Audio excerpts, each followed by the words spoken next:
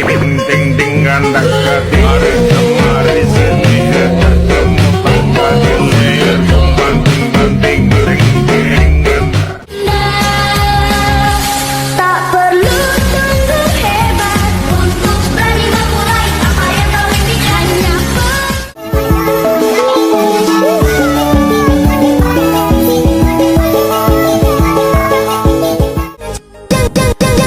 Jangan cintai aku lagi, jangan sayangi aku lagi.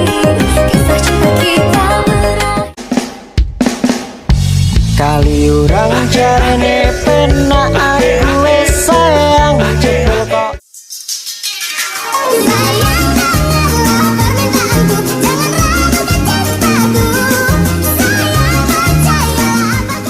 Assalamualaikum warahmatullahi wabarakatuh.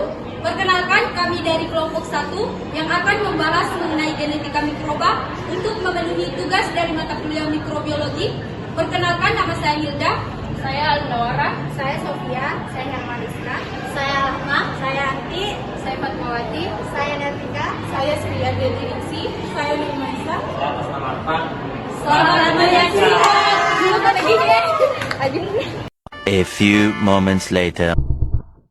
Baik, di sini saya sebagai pengantar materi, alangkah baiknya sebelum kita mendengarkan penjelasan dari satu-satu pemateri kita. Nah, jadi di sini kami itu membuat media poster mengenai genetika mikroba. Nah, yang pertama harus kita ketahui bahwa apa sih genetika mikroba itu? Jadi, genetika mikroba merupakan ilmu yang mempelajari tentang bagaimana pewarisan sifat mikroorganisme seperti bakteri, virus maupun fungi. Nah, di sini kita akan menjelaskan bagaimana mikroorganisme tersebut, khususnya bakteri itu melakukan reproduksi seksual. Nah, di sini dapat kita lihat bahwa ada 3 proses reproduksi seksual. Yang pertama ada transduksi, ada konjugasi, dan ada transformasi. Nah, pada penjelasan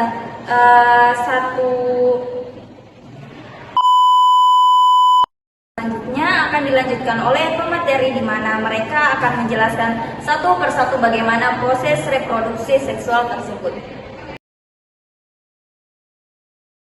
Nah, baik, di sini saya akan menjelaskan tentang proses reproduksi seksual pada bakteri melalui transformasi. Nah, transformasi adalah proses di mana bakteri mengambil materi genetik mereka sendiri dan mendedikasikannya menjadi mereka sendiri. Nah, hal ini dapat terjadi ketika bakteri ini menerima DNA bebas dari bakteri yang telah mati atau yang telah lisis atau pecah. Nah, transformasi salah satu mekanisme utama di mana bakteri memperoleh resistensi terhadap antibiotik ketika bakteri menerima DNA yang menodai resepsi terhadap antibiotik. Nah, mereka kemudian mampu menghasilkan enzim yang melawan efek antibiotik tersebut. Proses transformasi dimulai ketika bakteri menerima DNA asing atau DNA dari luar melalui proses yang disebut kompetensi.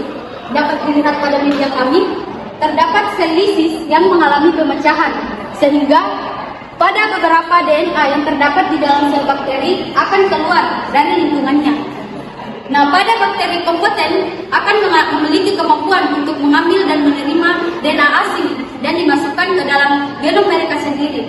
Nah, dapat kita ketahui bersama bahwa genom ini merupakan serangkaian materi genetik yang mengatur pewarisan sifat. Proses ini melibatkan beberapa langkah, diantaranya yaitu penghancuran dinding sel dengan menggunakan enzim, yaitu enzim lisosim, pelepasan DNA oleh bakteri donor, serta penerimaan DNA oleh sel penerima atau bakteri penerima DNA. Wait a minute. Who are you? Atau bakteri penerima DNA.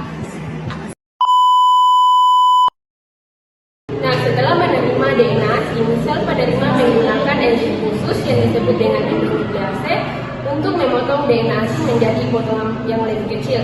Nah, potongan-potongan ini kemudian masuk ke dalam genom sel penerima melalui proses rekombinasi homolog. Transformasi juga bisa terjadi antara sel bakteri yang masih hidup dan dinding sel yang utuh. proses reproduksi seksual pada bakteri itu ada transduksi. Transduksi merupakan proses di mana materi genetik ditransfer dari bakteri lain melalui dengan vektor virus yang disebut dengan bakterofag. Bakterofag merupakan virus yang menginfeksi bakteri untuk menggunakan mekanisme mereka sendiri untuk dapat mereplikasi dan mentransfer DNA. Nah, pada proses transduksi di sini terdapat bakteri donor dan bakteri resipien. Bakteri donor itu merupakan bakteri yang memberikan DNA ke bakteri resipien. Kemudian bakteri resipien di sini itu akan menerima DNA dari bakteri donor. Nah, proses transduksi itu dimulai ketika si bakteri fag ini menginfeksi bakteri inang, dan selama replikasi virus, DNA bakteri fag ini akan terperangkap ke dalam partikel virus yang baru terbentuk. Namun dalam kasus transduksi ini, DNA bakteri inang akan tercampur dengan DNA bakteri. Akibatnya, materi genetik kadang-kadang dapat ditransfer ke bakteri lain saat bakteri fag ini menginfeksi mereka. Nah, alhasil terjadilah rekomendasi DNA sehingga memunculkan hasil yang disebut dengan bakteri hasil transduksi. Baik, di sini saya akan membahas mengenai pembagian dari transduksi. You didn't have to cut me off. Say that I could never, that we were nothing. But we need your love. Baik, di sini saya akan membahas mengenai pembagian dari transduksi, di mana transduksi itu terbagi menjadi dua, yaitu transduksi umum dan transduksi khusus. Dalam transduksi umum, bakteriofag dapat mengambil bagian manapun dari genom inang. Di sini ketika virus menyerang bakteri, ia membawa potongan DNA pada bakteri itu. Sama halnya ketika kita memetik buah di kebun tanpa memilih buah apa yang harus kita petik. Yang kedua itu transduksi khusus, di mana transduksi khusus ini bakteriofag hanya mengambil beberapa bagian tertentu dari genom inang. Di sini virus berperan sebagai kurir, di mana ketika kita memesan pesanan pada kurir di restoran favorit Anda, di sini Anda akan.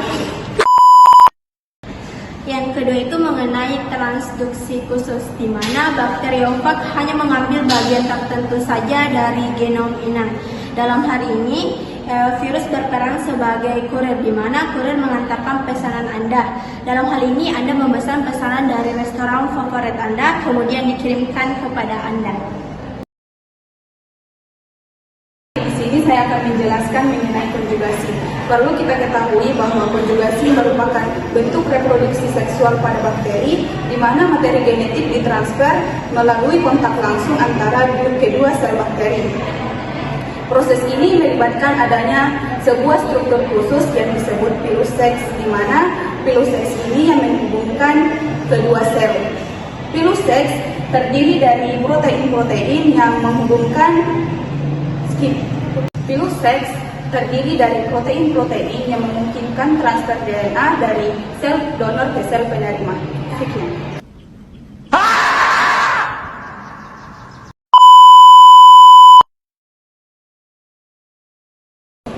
Baik, jadi di sini saya akan menjelaskan tahapan-tahapan pada konjugasi. Ada 4 tahapan. Tahapan yang pertama yaitu adanya bakteri donor dan juga bakteri resipien. Nah, bakteri donor merupakan bakteri pemberi DNA, sedangkan bakteri resipien merupakan bakteri penerima DNA. Jadi, donor bakteri akan menghasilkan pili atau pilus yang berfungsi sebagai jembatan bagi kedua bakteri tersebut. Nah, tahapan yang kedua yaitu pilus donor bakteri merupakan nah, pada tahapan yang kedua, pilus donor bakteri akan melekat pada tubuh bakteri resipien atau penerima, dan keduanya akan saling melekat dan terjadinya komunikasi. Nah, tahapan yang ketiga, bakteri resipien akan menerima DNA dari bakteri donor, dan bakteri donor hanya mentransferkan DNA saja. Jadi setelah penggabungan dan pentransferan selesai, pilus akan menjadi jembatan pentransferan DNA tersebut, dan virus juga terbuat dari protein yang fleksibel sehingga akan segera menghilang saat proses konjugasi ini selesai. Nah, tahapan yang keempat atau yang terakhir yaitu saat DNA sampai pada bakteri penerima, DNA tersebut akan menyatu dan sehingga terjadinya rekombinasi sehingga dihasilkanlah bakteri baru. Nah, konjugasi terjadi pada bakteri dari spesies yang sama. Nah, akan tetapi konjugasi juga terjadi pada bakteri dari spesies yang berbeda. Nah, metode reproduksi aseksual ini penting dalam evolusi bakteri karena memungkinkan transfer materi genetik yang berbeda dan adaptasi yang lebih baik terhadap lingkungan yang berubah. Setelah di sini saya akan menjelaskan bagian dari konjugasi. Adapun bagiannya itu ada bakteri gram positif dan bakteri gram negatif.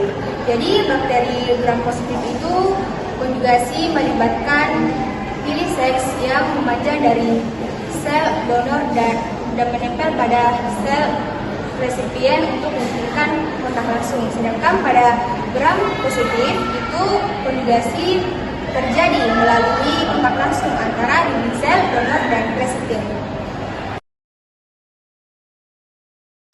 Selanjutnya perbedaan antara transformasi, transduksi, dan konjugasi. Di mana pada tahap transformasi, bakteri mengambil sepotong DNA bebas yang ada di sekelilingnya. Kemudian pada proses transduksi, di mana pada tahap ini DNA sengaja dimasukkan atau dipindahkan kepada sel bakteri dengan bantuan bakteriofag. Nah, bakteriofag sendiri merupakan tempat jalan masuknya atau keluarnya virus, di mana dalam virus ini mengandung DNA. Kemudian pada tahap konjugasi, di mana DNA ditransfer ke seluruh sel bakteri melalui tabung sel, di mana pada tahap ini terjadi kontak langsung antara sel bakteri satu dengan yang lainnya. Nah, pada proses konjugasi ini, di mana yang sebelumnya terjadi pada transduksi tadi, di dalam sel virus terkandung DNA. Nah, DNA pada proses ini konjugasi, bakteri akan mengcopy materi yang ada pada virus.